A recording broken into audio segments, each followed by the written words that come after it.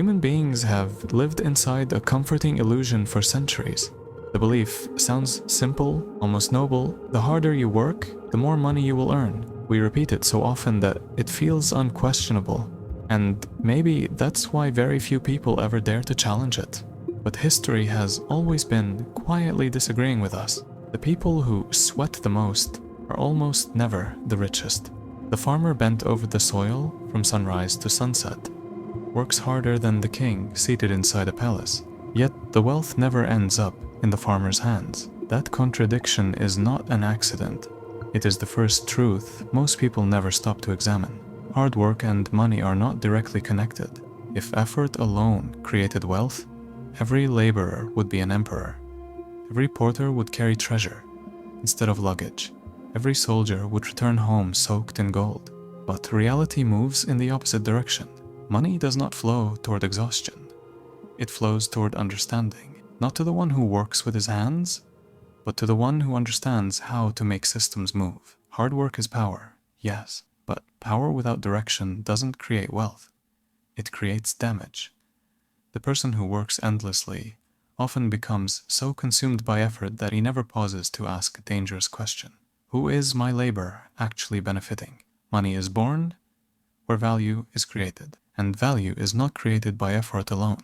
It is created by insight. One man digs a well. Another man decides where the well should exist. The sweat belongs to the first. The profit belongs to the second. It feels unfair when you see it for the first time. But it isn't injustice. It's the rule.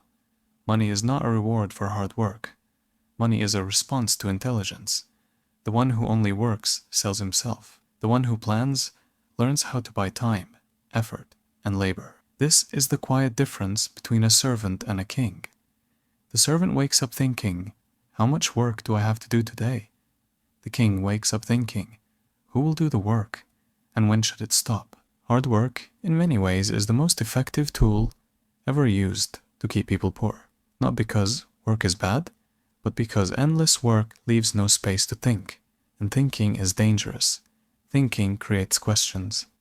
Questions challenge systems, and systems do not survive unquestioned.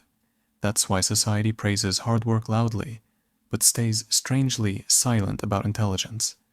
Money does not go where effort is highest. Money goes where decisions are made.